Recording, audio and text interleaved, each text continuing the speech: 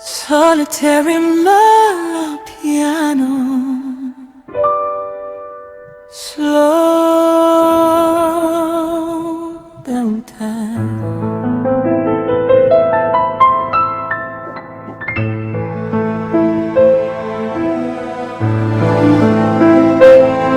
Aggressive rap, fast pace, hasta si Juan sa sariling bayan. Buwis ay pasan, pambili ng bigas ay nasaan. Presyo'y lumilipad, sikmura'y kumakalam. Habang ang korupsyon lalong yumayaman. Sa reaction pace, politika, isyu'y binubulatlat. Kahit delikado, katotohanan ng ilalantad. Transition to ballad, kundi man standardity. Kaya ng bibig, huwag niyo kaming busalan. Ito'y karapatan, hindi dapat kurayan.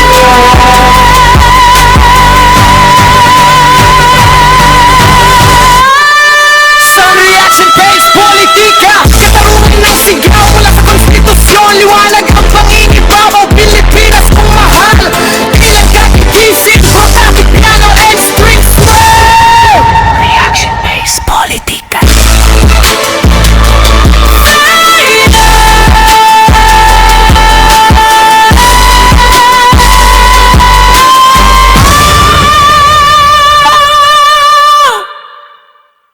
Reaction pues, politika.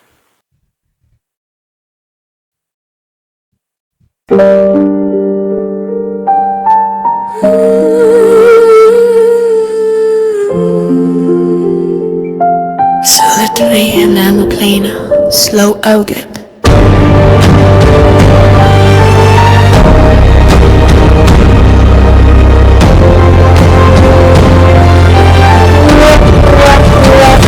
Aggressive rap, fast-paced, hostage si Juan sa sariling bayan. Buwis ay pasan, pambili ng bigas ay nasaan. Presyo'y lumilipad, sikmura'y kumakalam. Habang ang korupsyon lalong yumayaman. Sa reaction hack, politika, isyu'y binubulatlat. Kahit delikado, katotohanan ang ilalantad.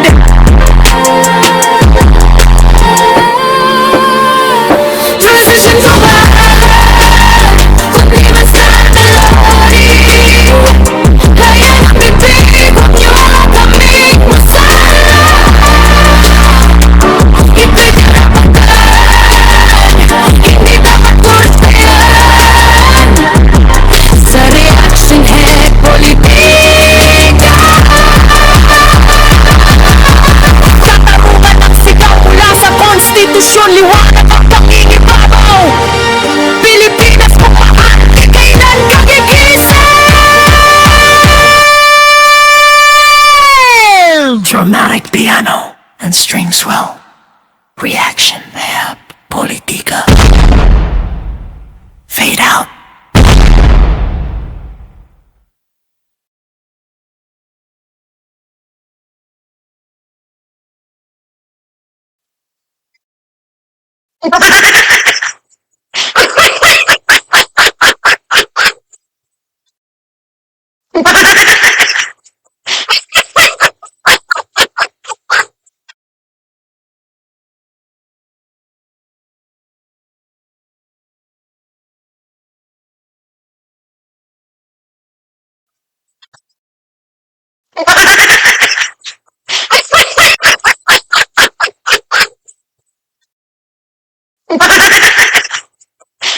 Ayun, para narinig nyo na ako.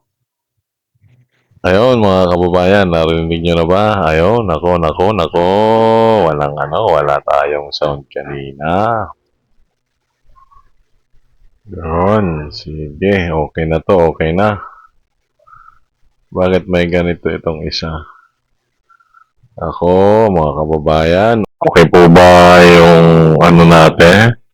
Dating ng audio natin. Yun, kasi po medyo mahina po kanina. Hindi po natin malaman kung ano po yung problema, no? Siguro, isa pa, i-open ko lang to, no? Just to be sure, kasi nawawala yung ano natin, nawawala yung audio natin, no? So, baka ito yung sagot dito. Filter na ba tayo? Yun, okay naman dito. Okay. Para lang sigurado para Hindi tayo. ayun, Hindi ba na yung boses? Okay lang ba yung ganyang boses, mga kababayan? Hindi po ba masama sa tenga? Baka baka hindi masyado magandang pakinggan, no? Pero ako naman, marami palang dito. Yun. Okay ba yun ba? Okay ba to, mga kababayan? Pakinggan natin.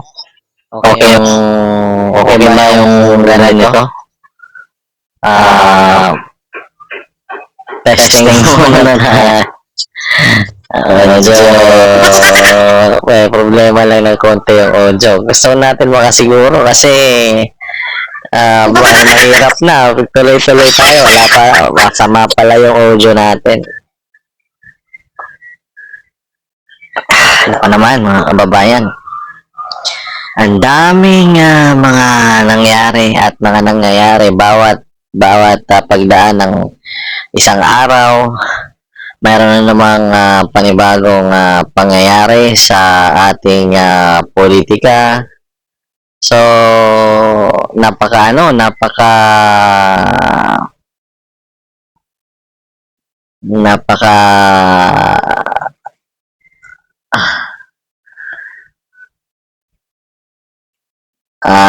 tawag dito?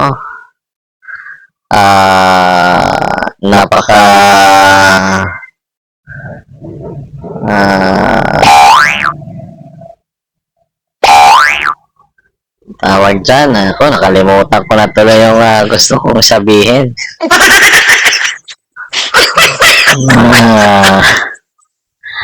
Mabuti pa, umpisahan na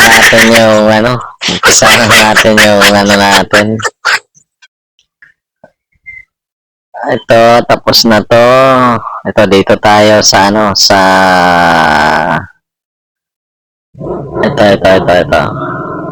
Sa atin, of course, kagalang-galang na kuligsan. Isahan natin, ha?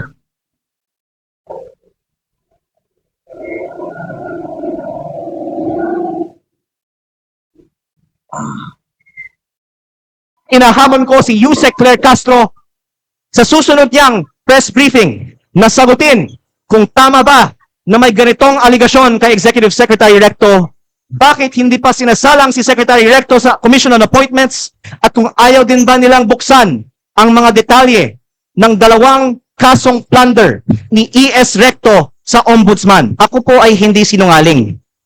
Ayokong bulahin ng taong bayan. Lahat tayo dito sa plenaryo ngayon ay may kaalaman na talamak ang vote buying at umaabot sa daan-daang milyon on average at minsan bilyon-bilyon ang mga kampanya ng mga kandidato sa Pilipinas. The speech by the good congressman from Batangas doesn't appear to be a speech relating to personal and collective privilege. It has branched out to matters that are outside of it. So I think even that this particular speech in its entirety should be stricken off the record, Mr. Speaker. So I was telling him, can you please withdraw that particular portion because we find it offensive. For the record, this representation does not engage in any vote buying in any elections, including the last elections of 2025. Mr. Speaker, I rise on a point of personal and collective privilege in response to a comment by Executive Secretary Ralph Recto. Please proceed. Thank you, Mr. Speaker. I rise on a point of personal and collective privilege matapos ako tawagin ni Executive Ralph Recto na baliw. Kung baliw man ako, at least hindi ako magnanakaw. Tila affected si Recto sa mga post ko tungkol sa kanya at si Congressman Edwin Garjola. At mabuti kung magpaliwanag na lang siya tungkol dito. May kinakalat din siya sa social media na ako daw ay may utang sa DOE na 24 billion pesos. Ito po ay walang basihan at inimbento lamang upang tangkang pahinain ang mga binabunyag ko tungkol sa korupsyon sa ating gobyerno. At mas marami pa ang aking sasabihin sa ibang pagkakataon. Nagsimula lang itong mga atake sa akin nang sinimulan kong imbestigahan ang DPWH sa Batangas at ang mga kumpanyang konektado kay Congressman Edwin Garjola at naging Executive Secretary si Ralph Recto. Marami rin ang nagsabi na ang pagbunyag ko nito ay hindi aking kapaki-pakinabang. Ngunit hindi ito para sa sarili ko, ito ay bahagi ng aking tungkulin bilang mangbabatas at kinatawan ng unang distrito ng Batangas. At hindi ako matitinag.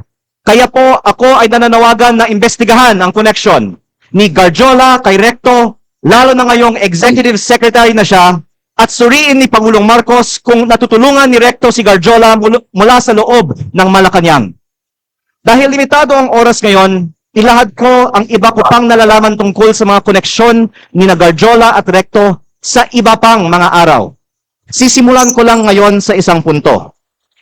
Ayon sa aking tansya at pananiliksik, mahigit 1 billion pesos ang ginastos ni Congressman Edwin Garjola para kay Vilma Santos Recto at Lucky Manzano sa iba pa nilang mga kandidato at sa sarili niya bilang first nominee ng CWS party list sa 2025 elections. Sa aking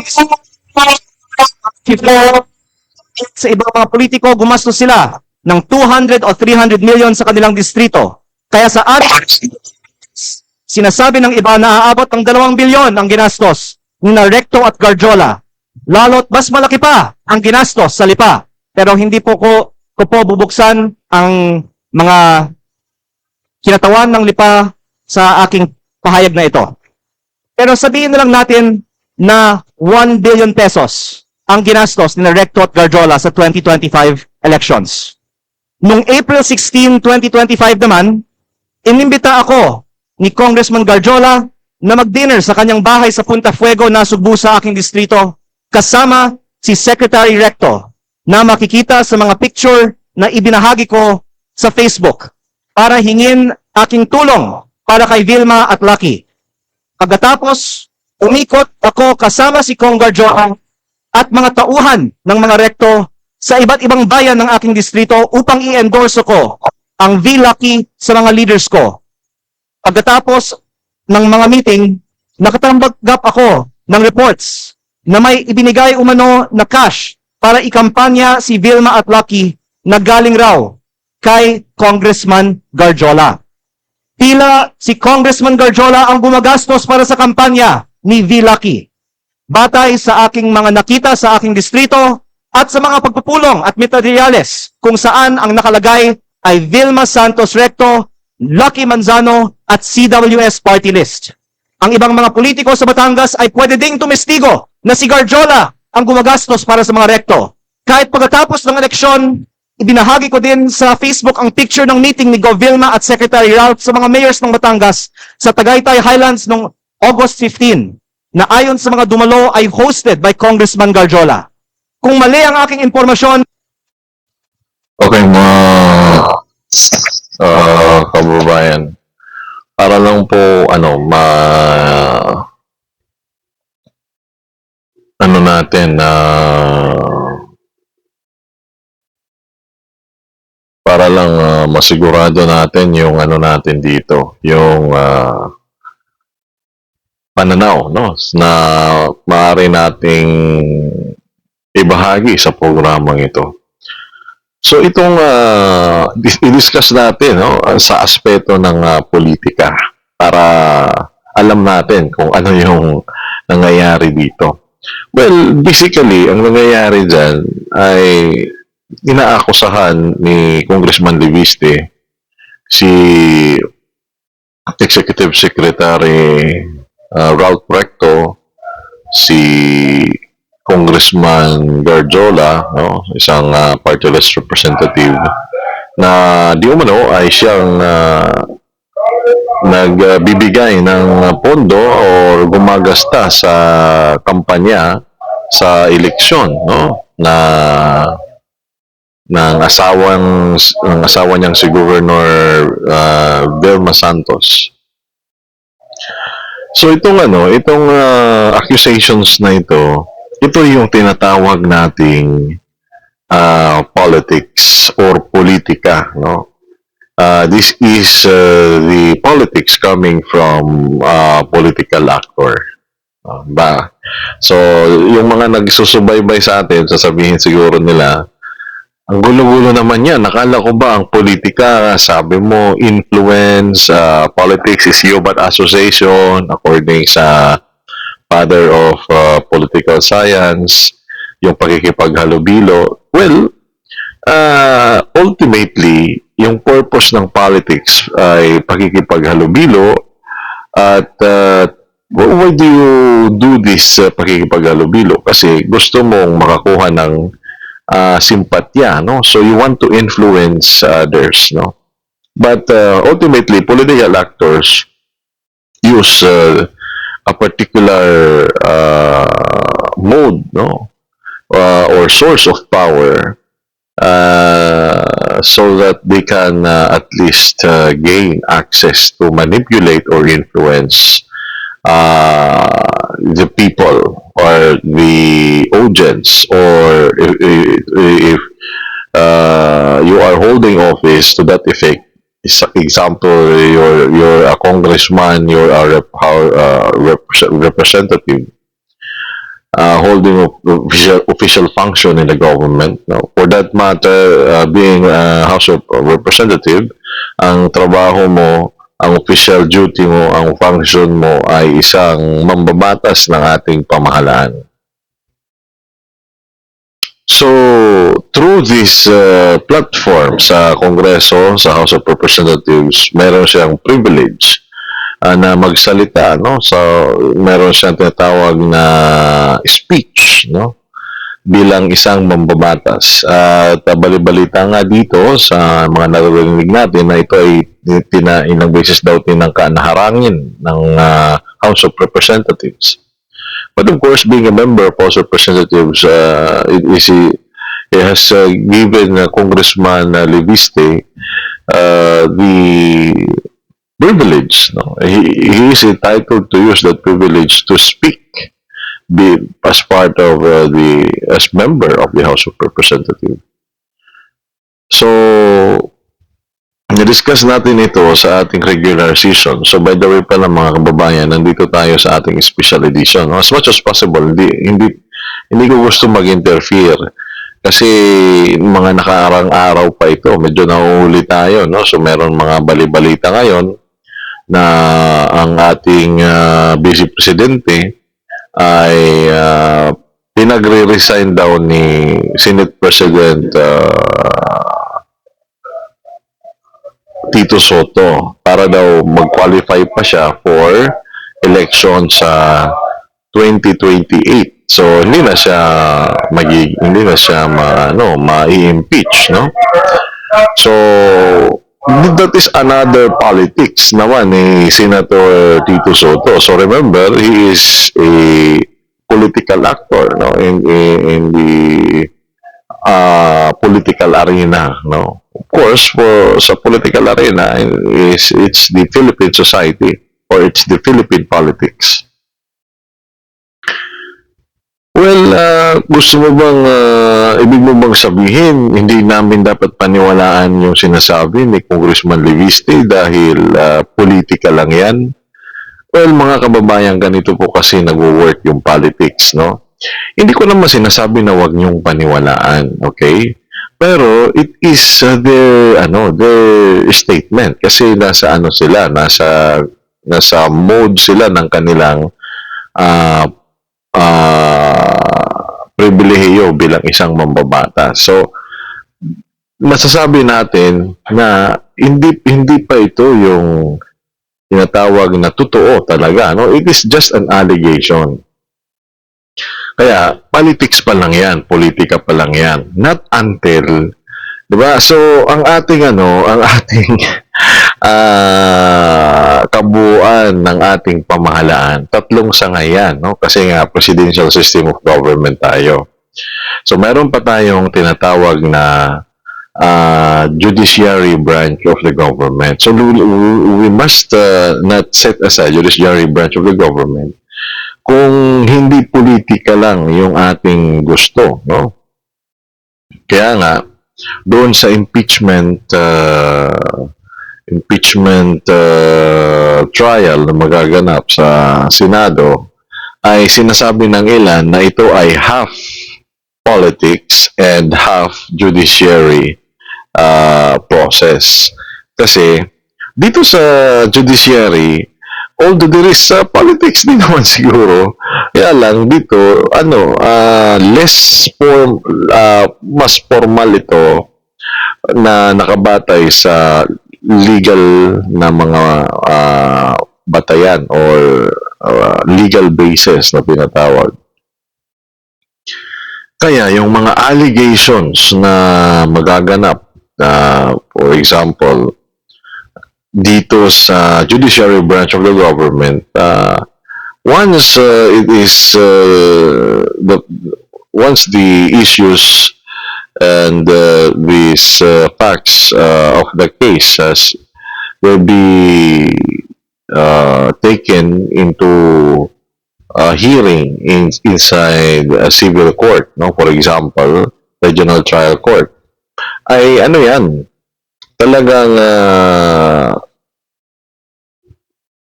paghahanap yan ng katotohanan, at hindi lang katotohanan, paghahanap yan ng hustisya. Kasi magreklamo ka lang naman sa isang korte kung ikaw ay inagrabyado at naagrabyado.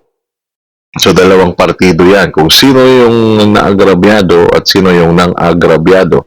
Kung sino yung culprit at kung sino yung nagre-reklamo. No? Sino yung biktima at sino yung kriminal. No? So, dalawang partido yan palagi sa court. So, since dito, sa side naman ng legislative branch of the government, gumagawa sila ng batas. So, it is naman their area na mamulitika. No? Kasi, gumagawa sila ng batas. At sa pag-carried out ng trabaho ng paggawa ng batas, ay meron silang mga engagement, no, sa ating lipunan. Gumagawa sila ng mga tinatawag na pagsusuri, survey, or public hearings, consultations, para pag-aralan yung posibleng batas na i-sponsor nila o tatalakayin nila bago ito actually magkaroon ng isang sponsor sa isang mambabatas, eventually endorso sa isang committee. And finally, pag nagkaroon ng talaka yung isang committee, no? So parang dito, mga kababayan, medyo malawak tong pinag-uusapan natin. Pero iiwan ko kung hanggang saan tayo magsisimula, no? So hindi ko na napagbigyan si Congressman Livisti tuloy, no? So, pag nandun na yan sa committee, di ba, doon na magsisimula yung public consultation, public hearings, di ba? Kaya nga nagpapatawag sila ng mga investigation and inviting so-called resource person, yung pagkukunan nila ng information to that effect para kung may mga, for example, may mga irregularities, pag-aralan nila, at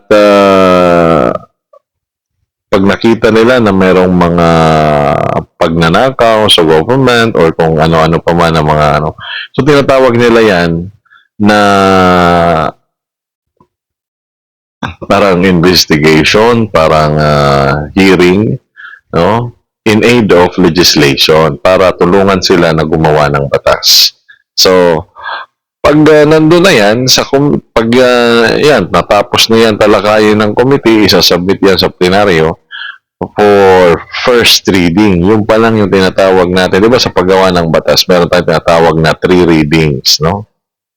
So, pag sinubmit na yan sa plenaryo, ay pagbibigyan ng kopya, di ba, yung bawat mambabatas sa mga napag-aralan. So, pag nag-i-endorse yung isang committee, inaano yan, tinatalaka yan,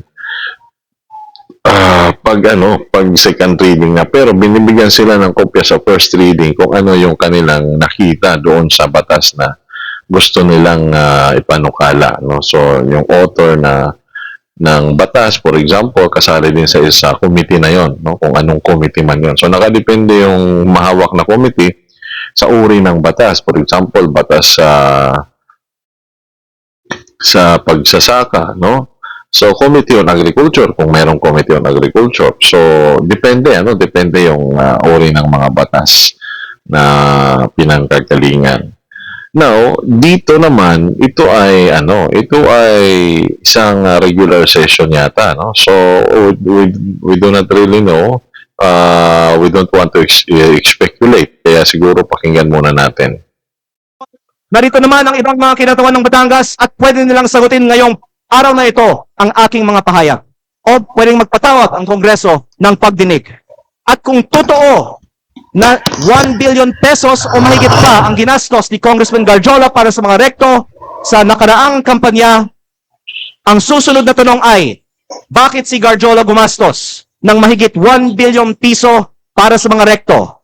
Ito ba ay pagkakaibigan lang o may ginagawa ba si Ralph Recto as Cabinet Secretary of the Republic of the Philippines para makapaggastos ng ganito si Garjola? Sa aning dinner noong April 16, inalok ako ni Congressman Garjola na mag-partner sa kanya at kay Secretary Recto sa pagnenegosyo sa DPWH sa aking distrito. Sa sistema raw na ginagawa nila noon pa sa Lipa at sa ibang mga bayan. Tukuyin ang mga lugar para sa mga road opening ng DPWH. Sabihan ko daw sila pag meron akong mga nakita para makasama sila sa bilihan ng lupa. Kayang tumulong daw sa pagpondo ng mga proyekto ng DPWH si Secretary Recto dahil siya ay nasa kabinete at si Cong Garjola din ay malakas daw sa DPWH at maaaring siya na ang bahala sa kontraktor.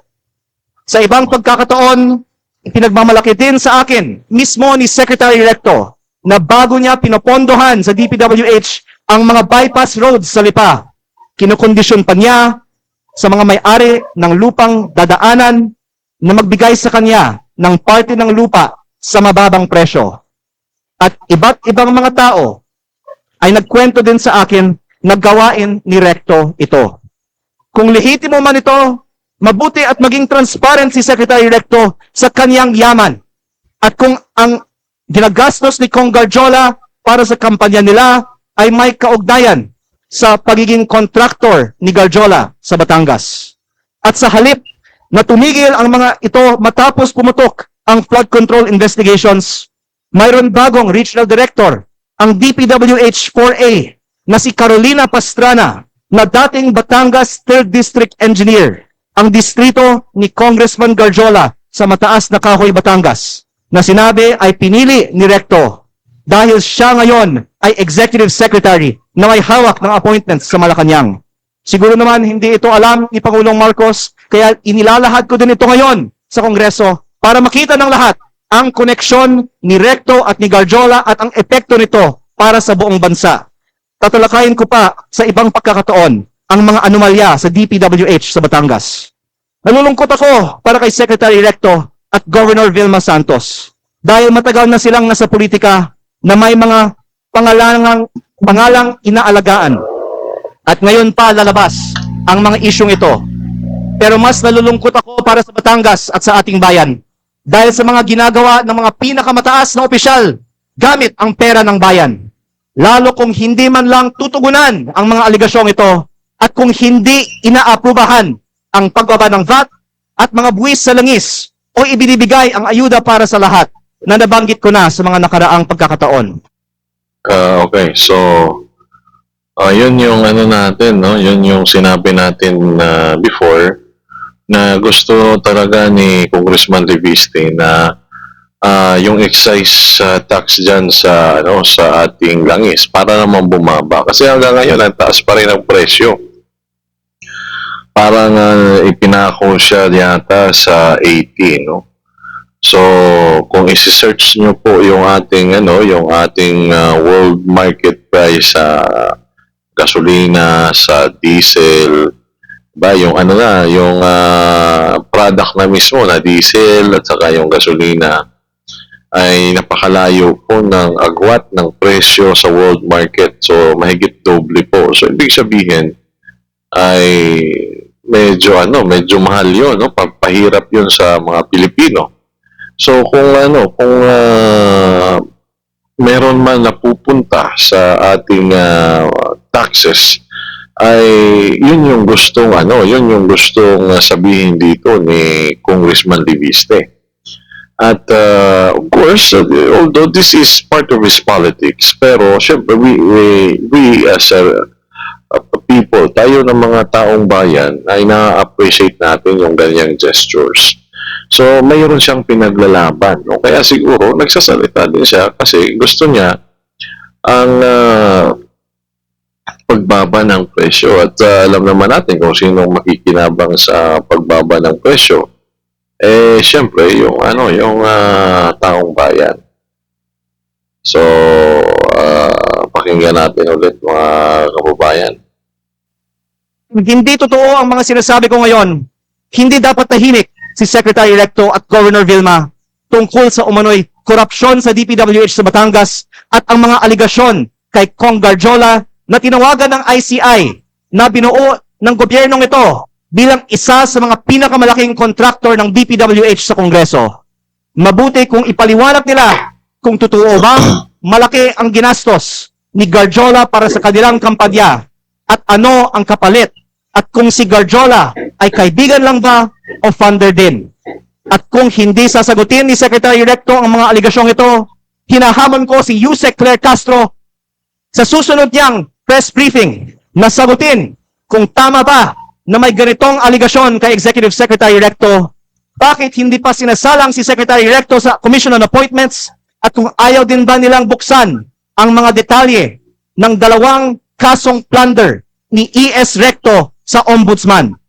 Mabuti ding magpaliwanag si Yusek Castro kung bakit ba talaga natanggal sa pwesto si Executive Secretary Lucas Bersamin nang walang paliwanag at ipinalit isang respetadong dating Chief Justice ng Supreme Court sa isang taong ngayong may dalawang kasong plunder sa Ombudsman.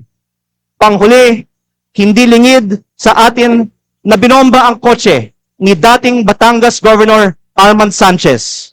Mapanganib ang politika sa Batangas kapag malaking tao ang inyong binabangga. Kaya kung ito man ang aking huling pagkakataon, nais kong dagdagan, hindi lang DPWH ang posibleng pagkukunan ng pondo ni Recto at Garjola. Dahil ayon sa mga politiko sa iba't ibang mga bayan ng Batangas, ang nasa likod ng STL operator ng Batangas, Refresh Gaming, ay si Recto at Garjola, na ang isang humaharap para sa kanila ay si San Juan Vice Mayor Anthony Marasigan, kahit na iba ang mga tao sa GIS ng kumpanya. Habang nasa kabinete ng Republika ng Pilipinas si Secretary Recto, mayroon bookies o second table ang Refresh sa kanyang sariling lalawigan. Kaya nananawagan din ako sa Kongreso na imbestigahan ang operations ng Refresh Gaming Corporation sa Batangas. Ang mga politiko sa Batangas ay maaaring tumestigo na dahil si Governor Vilma Santos ay nasa Kapitolyo, si Executive Secretary Ralph Recto sa Malacanang, at suportado sila ni Congressman Garjola, kompleto ang makinarya para gawing negosyo ang Batangas. Kaya baka hindi lang 1 bilyon ang nagastos na ni Garjola para sa mga Recto. Maraming salamat po. George.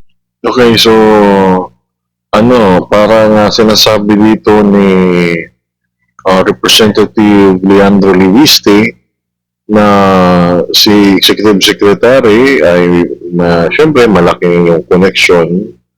Parang nabanggit siya na refresh gaming, ano? Refresh gaming sa Batangas.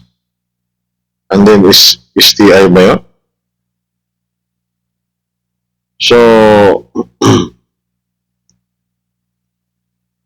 siguro, ulitin lang natin yung sinabi na yun. Cardiola.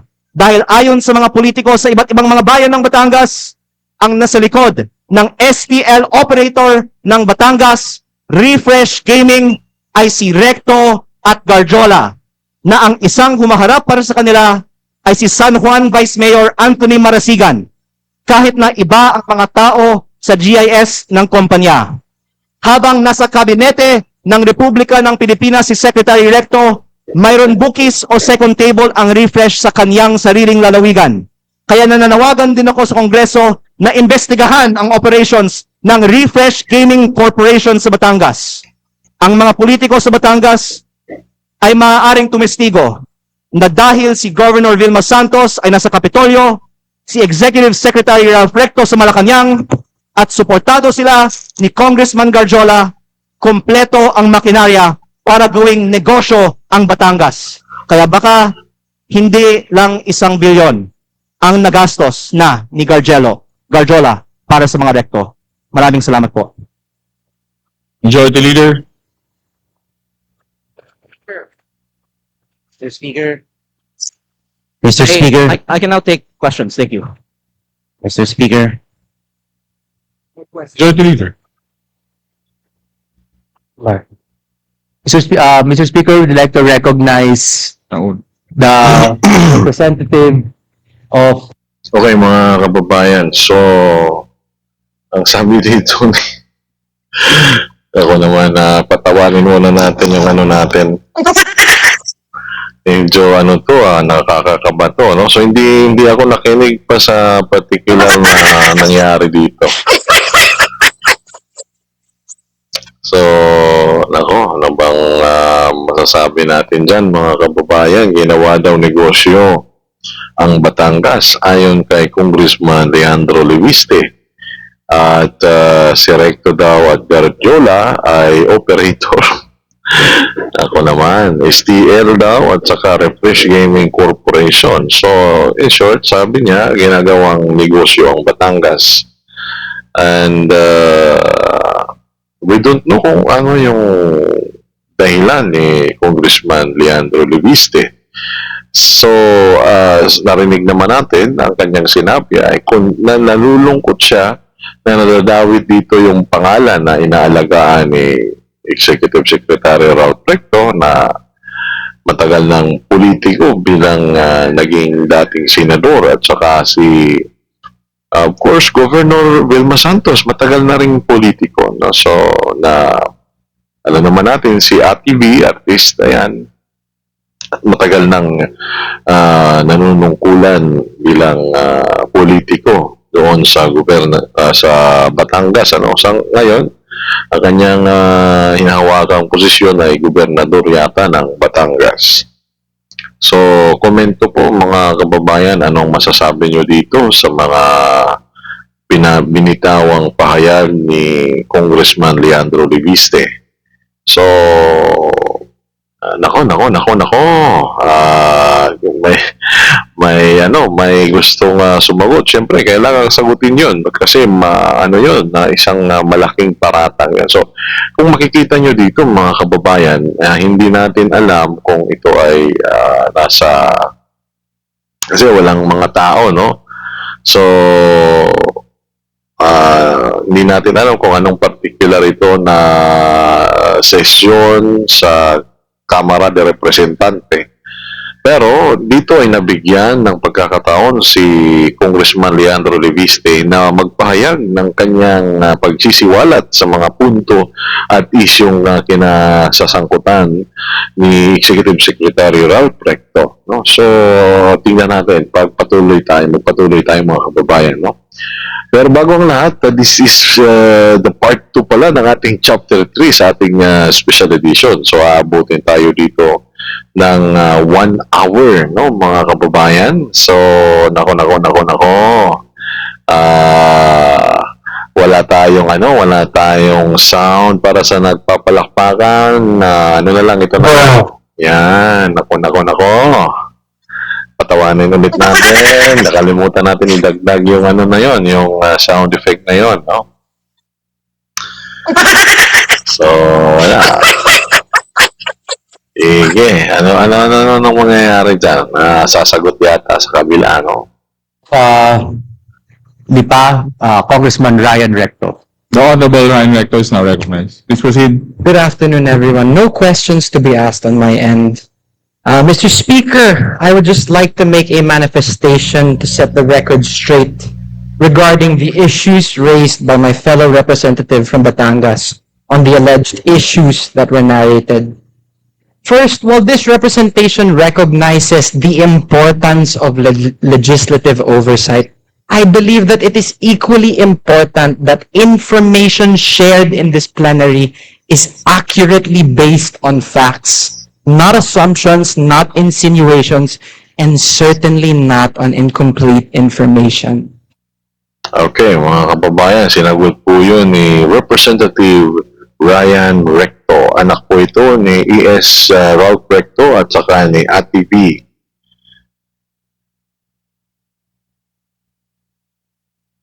Okay, so nakita natin yung sinabi ni Representative Ryan Recto na purely speculations, hindi kabuuan, no? So pawang paratang lamang. So yun yung kagandahan kapag nakuha din natin yung side ng kabila, no? So hindi tayo basta-basta kasi yun yung sinasabi natin, politika ito eh, diba?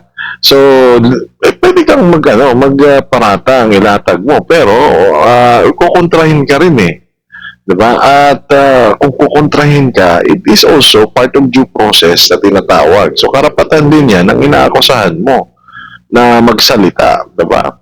Kung totoo yung sinasabi mo, he can confirm. Kung hindi totoo, on his side of the truth, sasabihin niya, hindi, paratang lamang yan. So yun na nga yung sinasabi dito ni Representative Ryan Recto, no?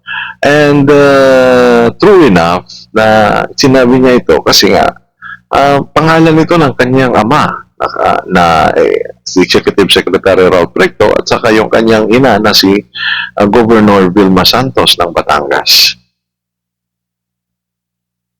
Hindi po dapat ginagamit ang plenaryong ito upang lahad na mga haka-haka o paratang na walang sapat na basehan. On the alleged ties between Congressman Edwin Gadiola and Executive Secretary Ralph Recto, their association is purely professional, as Congressman Gadiola is also a member of the House of Representatives and a fellow Batangueño.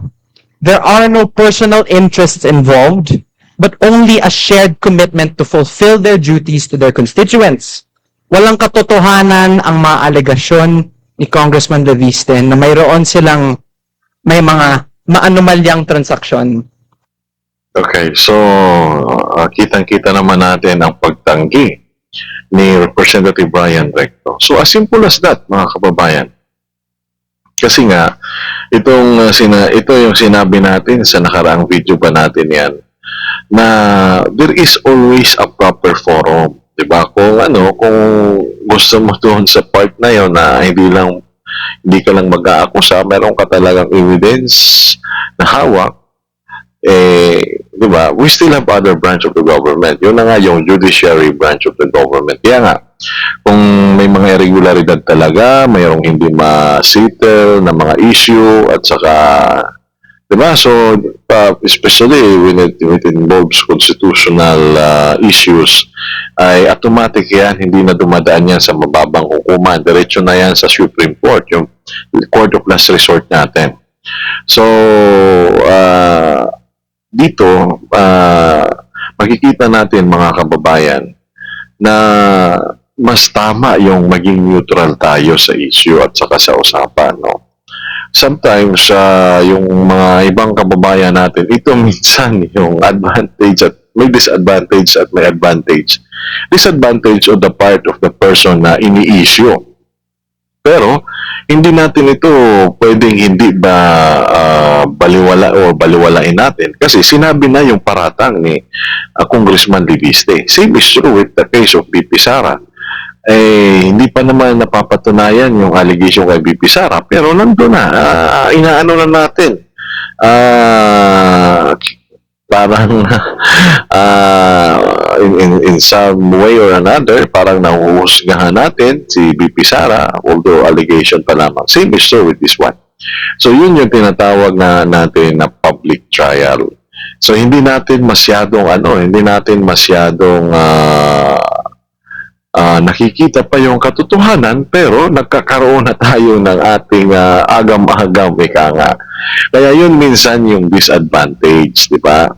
Parang sa sarili mo, ganito, no? So, well, ang ano dyan is sometimes tayong mga tao na nakikinig sa mga information, naniniwala na tayo kasi para sa atin, wala ng credibility yung tao na yan, ganito. Kaya, we also sometimes, maniwala ako kahit na hindi pa confirm. Ito na talaga yung, totoong naniniwala ko na yan, corrupt yan, ganyan. Well, that is our opinion sa atin na yun kasi naniwala na tayo. Pero, syempre, yung tao mananatili siyang inosente sa, di ba, sa paningin ng buong mundo, no? So it is always regarded sa side naman ng legal na aspeto. It is always regarded the regularity of facts to the whole world, no, sa buong mundo. Ibig sabihin sa buong mundo ay ikaw ay inosente pa, accused or pag-aakusa lamang yung ginagawa sa iyo, no?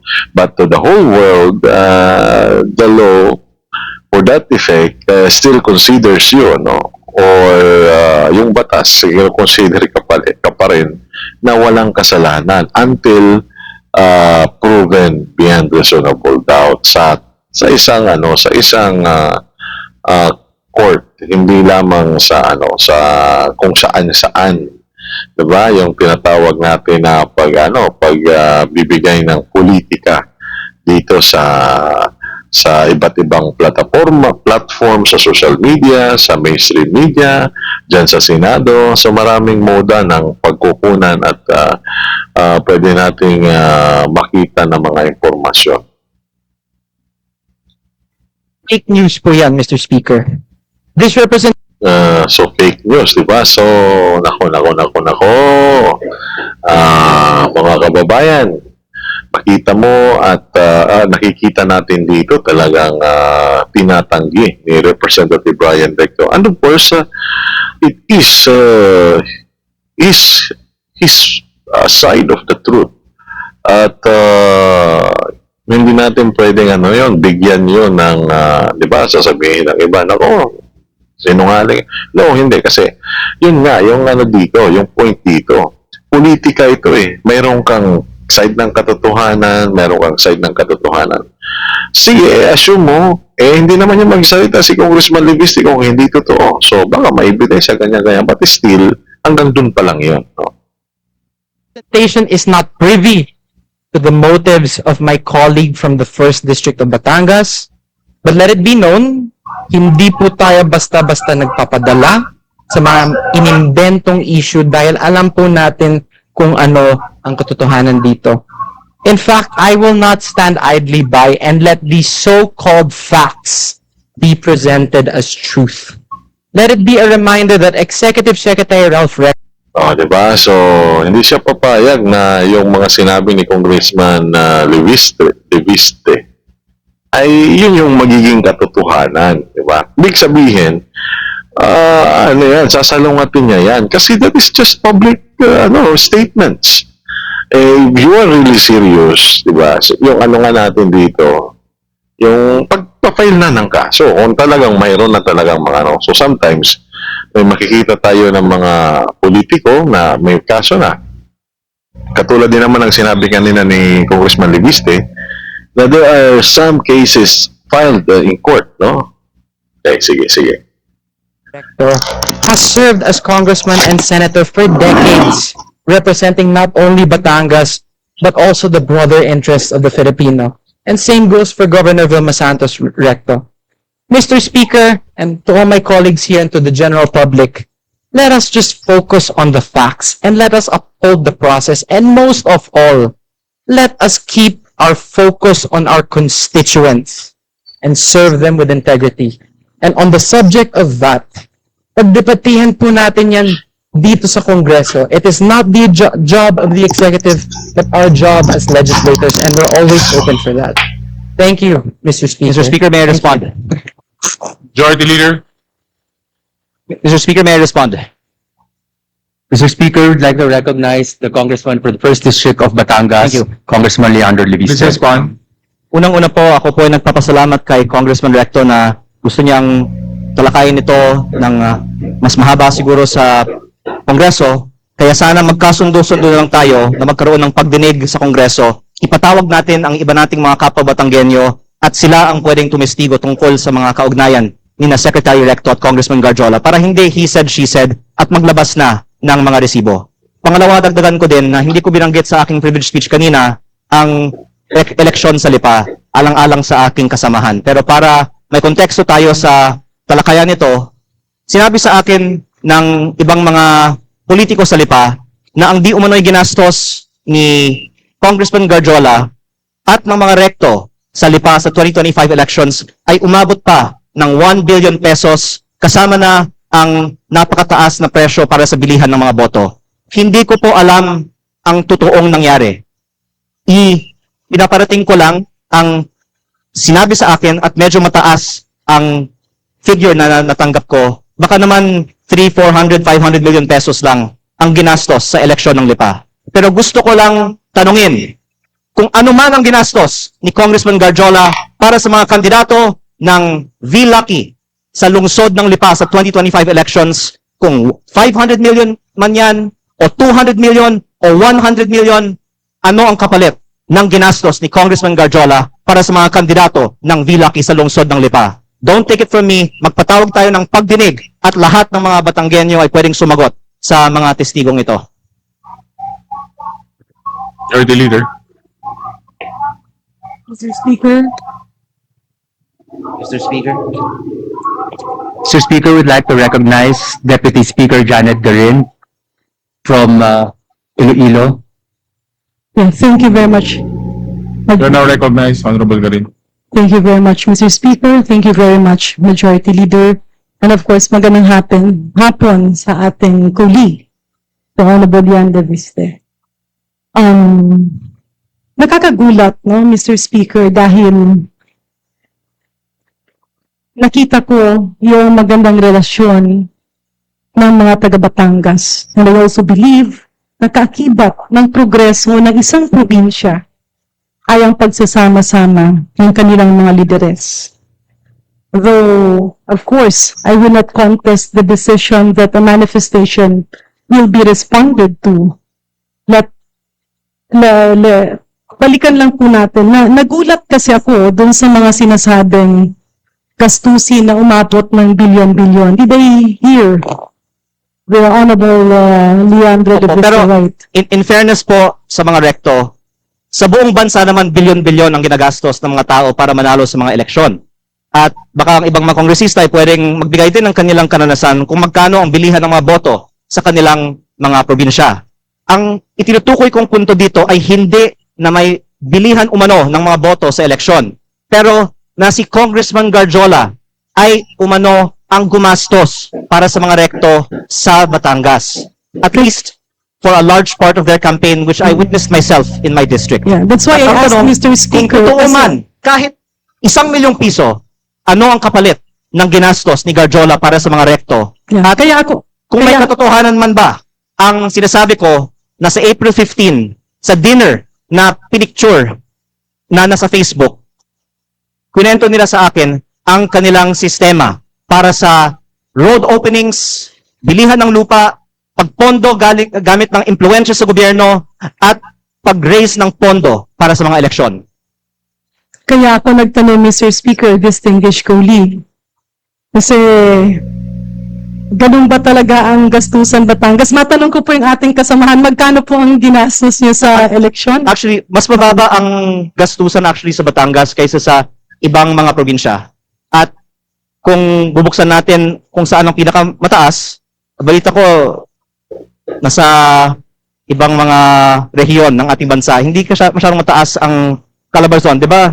Kung JJ, hindi masyadong mataas sa atin sa Batangas o sa Quezon. Pero ang punto ko ay hindi para buksan ang ginagastos ng mga politiko sa mga eleksyon. Ang punto ko ay bakit ang isang kontraktor ay gagastos para sa mga politiko?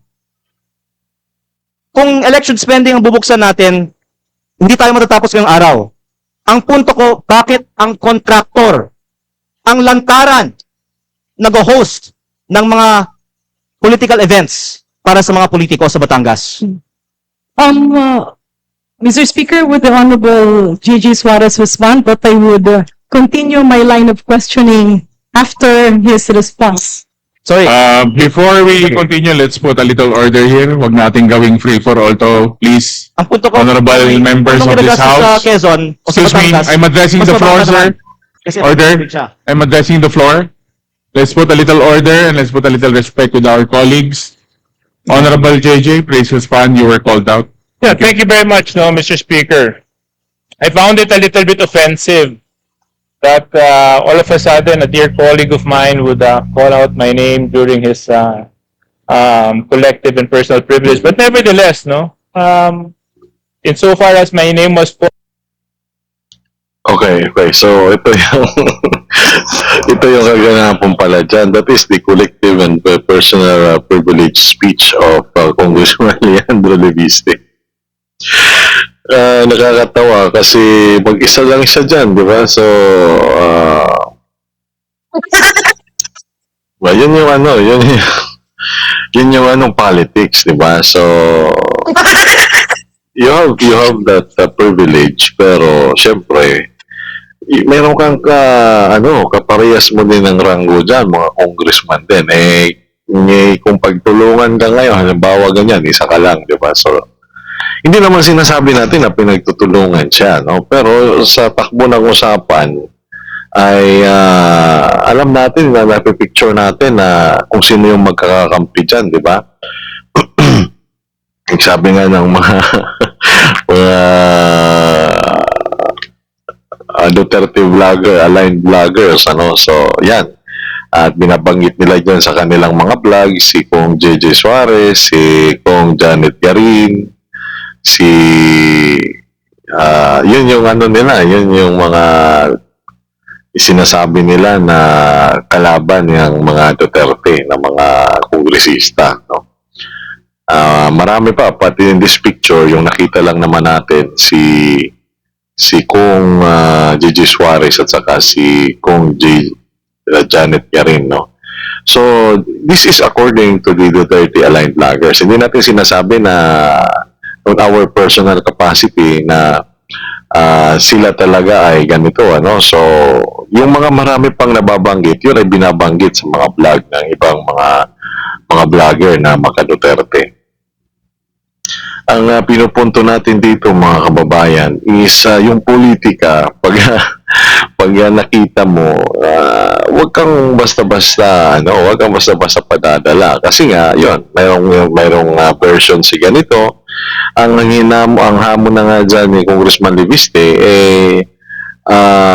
magkaroon na ng investigasyon yung Kamara para hindi yung lumalabas na statement ay according to him, according to your word, according to my word. So, nagkakabanggaan ng salita. So, wala, deadlock yung mangyayari.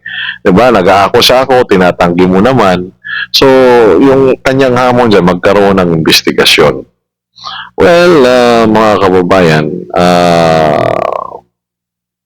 ganun yung politika, no? So, meron na tayong nakikita picture kung ano talaga, no? So, at least, nag-guide tayo na, okay, ganito pala, no? So, pag purely lang tayo makikinig dyan, mabuboard tayo. Siyempre, mas maganda pa rin yung mayroong nag-host ng ganitong vlog, diba? Yun, kahit na hindi dapat tumatawa tayo. Wala tayong ibang sound effect eh. Ito lang itong isa. Oh, yan. Sige. Paano? Hindi ko alam kung saan ko isisingit yung ano na yan, yung sound na yan. Pero, di ba, mas paborito natin yung may tumatawa na lang. So, just to break the ice, sa kaseryosohan ng, di ba, ng issue dyan. So, dito, nagsasalita na dito si Congressman J.J. Suarez, no? So, alam naman natin na yun na nga yung sinabi natin na ito ay lagi binabatikos doon sa mga Duterte na mga vlogger. Okay, so tingnan natin kung ano yung dito. Called and he asked me, let me just respond with a few queries of clarificatory in nature. Am I allowed, Mr. Speaker? Please proceed. Kanina po na pinakikinggan ko ang pananalita ng ating kinatawan mula sa Batangas. Binanggit niya na may mga halagang ginamit sa kampanya. Totoo po ba ito? Opo, na ang mga leader Meron sa po ba tayong Yes. ebidensya na magpapatunay? Meron po bang dokumento? Meron po ba tayong hawak na anumang sinumpang salaysay na magsasabi na ganito nga po talaga ang nangyari? Unang-una po, Or tayo po ba ay bumabase lamang sa mga haka-haka at kwento at text at mga Facebook messages? ilang sagot po. Unang-una, sa campaign sorties, nakikita natin na may gastos. At ang punto ko ay tila si Kong Garjola ay may ginastos para sa campaign sorties ng Vilma at Lucky sa Batangas. Pangalawa, ang leaders ko Okay, so dito tinatanong na ni Kung J.J. Suarez kung mayroon kang hawak na ebidensya, no? So, parang haka-haka nga yung sinasabi dito. Parang hindi ko sinasabi haka-haka kasi tila may ginagastos si Congressman Garjola. Yun yung sabi dito ni Congressman Leandro Libiste. So, tingnan nyo mga kababayan, napakahirap magpadala sa politika kasi nga, pwedeng gamitin yung ating kainosentihan na paniwalain tayo kaagad, no? So, yun na nga, there are various factors na maaari nating i-consider, di ba? So, meron pa naman korte, no? So, dito siguro ang accusations until na magkaso. Kung talaga magkakaso, di seryoso yung bagay na ina-allege or pinaparatang. Kasi nagkaso na nga. Ibig sabihin, hindi ka naman magkakaso kung wala kang ebidensya. At saka yung kaso naman, hindi niyan i-dismiss kung mag-prosper naman yung case. Kung hindi rin mabigat yung mga akusasyon mo na nakabase at nakabatay sa ebidensya, di ba? Or sa pag-appreciate ng hukuman kung ano yung kinakaso mo.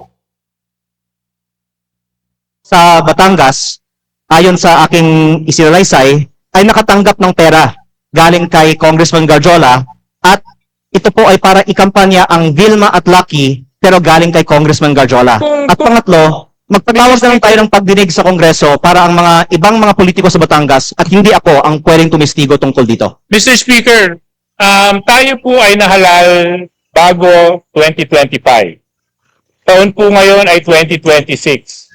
Kung talaga pong may mga ganong nangyari na maanomalya o questions of irregularities during the campaign, were the proper cases filed in COMELEC? Were ethics complaint filed in... Yun yung sinasabi natin. Diba? So, kung mag-aakusa ka ng ganyan, hindi pwedeng hindi ka tanungin. Meron ka bang pinail na kaso sa COMELEC? Considering na mahigit ng buwan na or mag-isang taon na after the election ng 2025, mag-isang taon na ba ngayong May? Ngayong May, mag-isang taon na.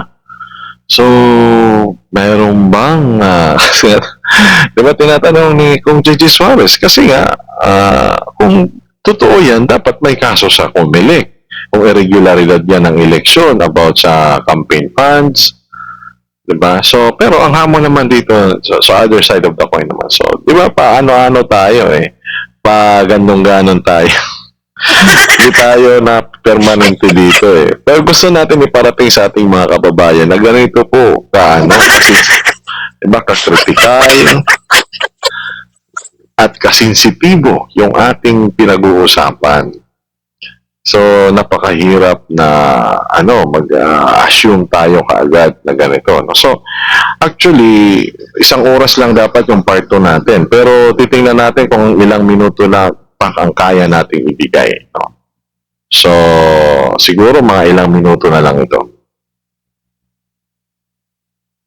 In Congress, why are we now standing here insinuating all sorts of illegal acts that happened in 2025 when so much time has passed? Now I question, Mr. Speaker, the timing of all of this. Now, I even find it a little bit offensive na pati ako babanggitin. But I'll tell you one thing, Congressman Leviste.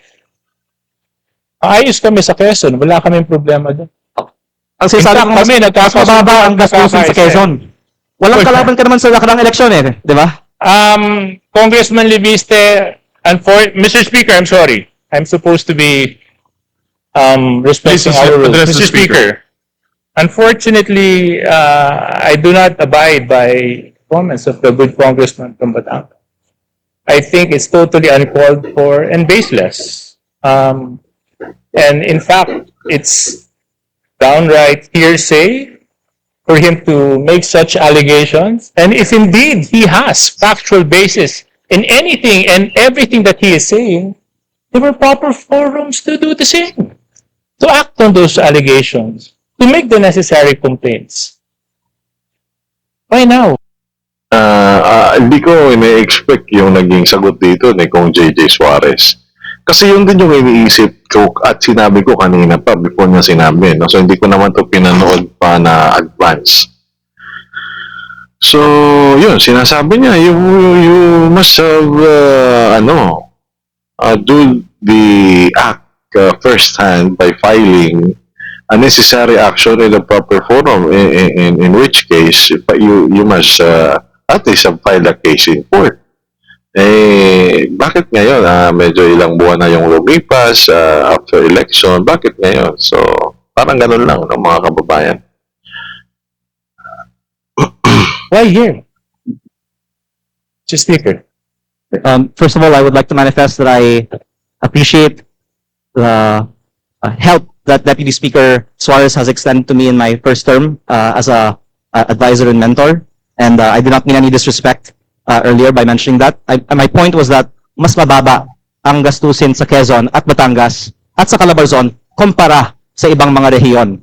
Pero ang punto ko ay hindi ang ginagastos sa election kung hindi ang pinanggagalingan ng gastos na ito.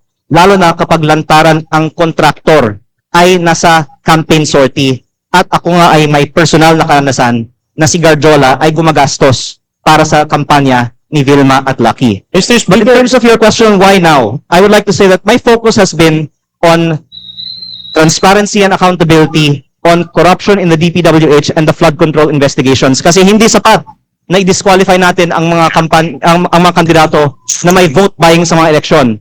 Dapat kasuhan para sa pagnanakaw ang mga politiko kapag sila ay nahalal na. Kaya yun ang inuna ko, yung pananagutan sa korupsyon sa DPWH. Pero kung pwede ko pong banggitin din, ako po ay hindi sinungaling.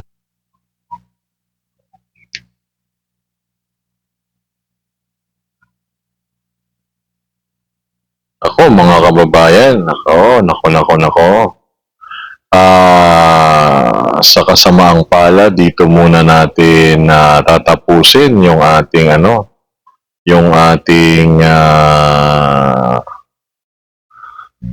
Chapter 3 Special Edition. That completes our Chapter 3. Wala na po kasi tayong oras, lumagpas na po tayo. Pero mga kababayan, abangan nyo po, maaari nating ipagpatuloy yung video na ito sa ibang, maybe sa regular na, or balik tayo ulit sa Special Edition. At nakita nyo naman yung mga kaganapan dyan, So, hanggang sa susunod muna, no? So, pakinggan muna natin yung ating outro music.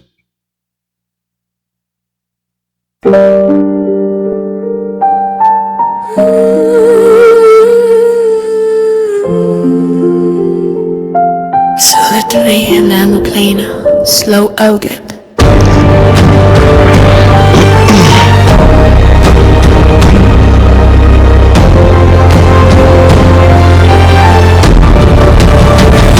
Aggressive rap, fast-paced hostage sikuan sa sariling bayan. Buwis ay pasan, pambili ng bigas ay nasaan. Preso ay lumilipad, sikuray kumakalam. Habang ang korupsyon lalong yumayaman sa reaction hack politika. Isyu'y binubulat-lat kahit delikado katotohanan ng ilalantad.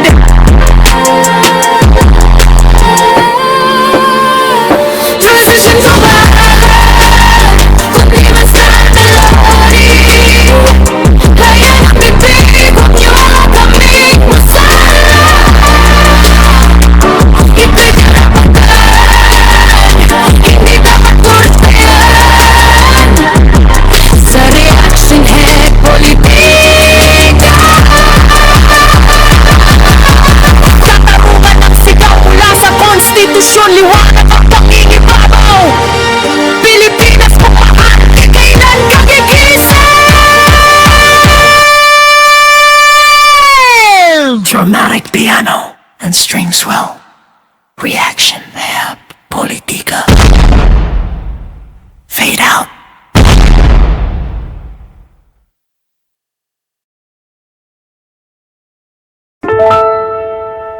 Solitary mellow piano. Slow down time.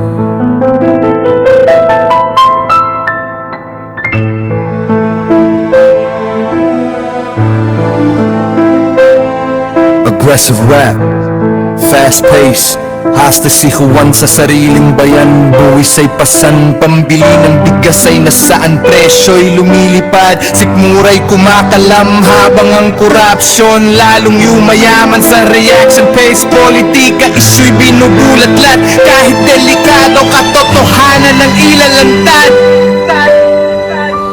Transition to bahalan, kundi man sa melody.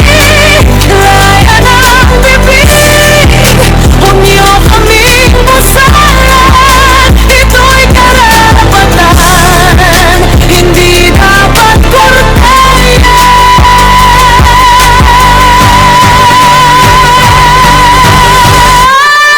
Sa reaction pace politika, katarungan ng sigaw mula sa konstitusyon, liwanag ang pangingibabaw. Pilipinas kung mahal, kailan ka gigising? Dramatic piano and string swell. Reaction based politica.